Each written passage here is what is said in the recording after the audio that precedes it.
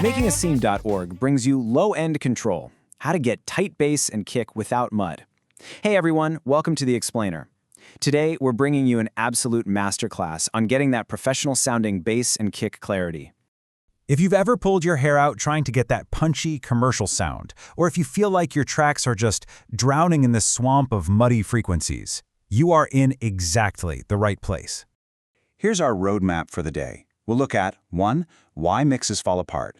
2. Arrangement over plugins. 3. EQ and compression basics. 4. Phase and polarity thieves. And finally, 5. Translation and the payoff. Let's jump right in. Section 1. Why mixes fall apart. Time to talk about that swampy low end. You know, a fundamental truth about production is that amateur mixes usually fall apart because the low end turns into this massive, out-of-control winter coat. Someone turns up the bass just so they can feel it, and suddenly, boom, the entire track is suffocating. I absolutely love this analogy from Makingascene.org. Think of your low end like a tiny room at a house party. The kick drum walks in, cool, plenty of space. But then the bass guitar walks in, then the floor tom, some low piano notes, a synth pad, and suddenly nobody can move. It doesn't sound bigger at that point, it just sounds cloudy and claustrophobic. And that brings us to a massive mindset shift you've got to make right now. Mud is not power. Mud is confusion.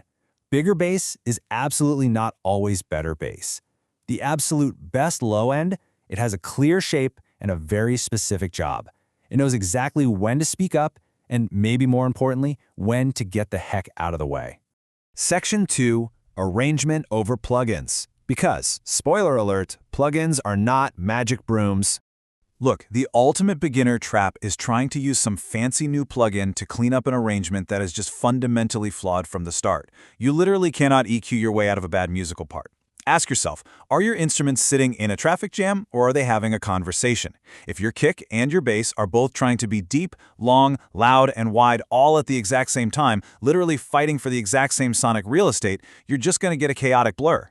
They need a relationship. One takes the spotlight, the other supports. They've got to work together, not yell over each other.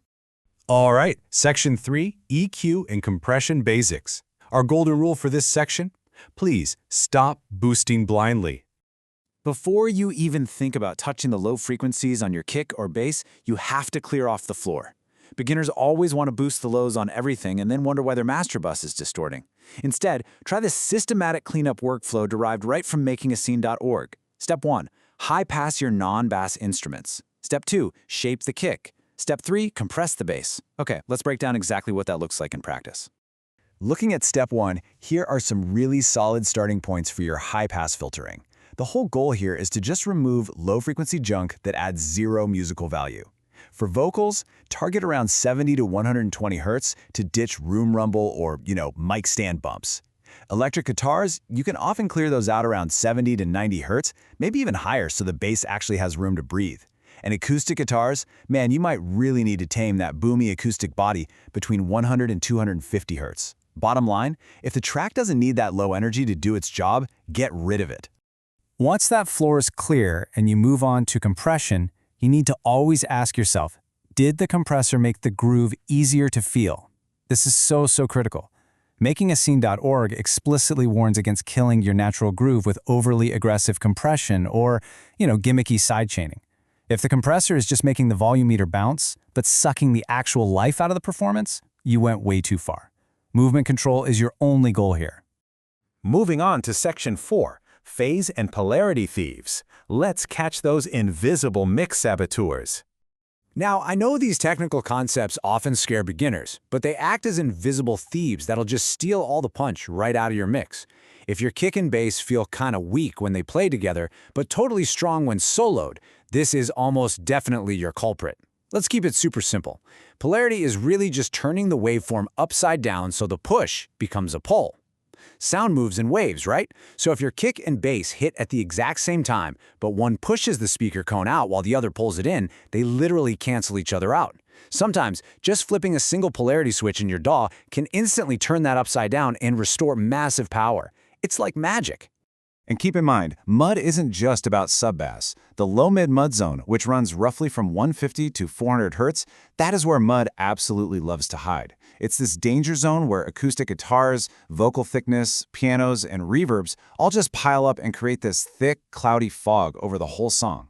Now, you don't want to just scoop all the warmth out of your track, but you definitely need to find out who is crowding this area and just gently cut them back. Finally, Section 5, Translation and the Payoff. Let's talk about the dreaded home studio trap.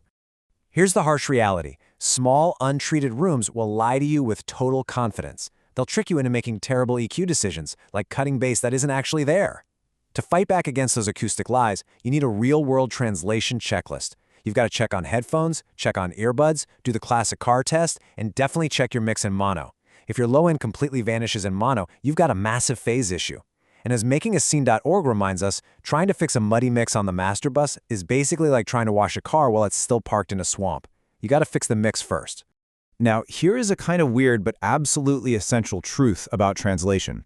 Harmonics are actually greater than sub-bass. Seriously, listeners rely heavily on upper harmonics, things like amp grit, distortion, or saturation, to actually hear the bass on small phone speakers or little earbuds. If your bass only exists way down at 45 Hz, a laptop speaker physically cannot play it. But by adding just a little bit of mid-range grit, you ensure your bass line translates and cuts through across every single device. So as we wrap things up today, I want to leave you with this provocative thought. Ask yourself, is your low end building a foundation of trust for your music business, or is it just sinking in the mud? When you connect all this technical advice back to your overarching goals as an indie artist, tight low-end discipline is what actually drives revenue. A professional, punchy mix holds up on Spotify playlists, it impresses music supervisors for licensing deals, and it tells a direct-to-fan buyer, hey, my music is worth your hard-earned money. A genuinely good mix helps them believe in you. Make sure you check out the other great articles and resources on makingascene.org, the place the indie artist goes to build the new music industry.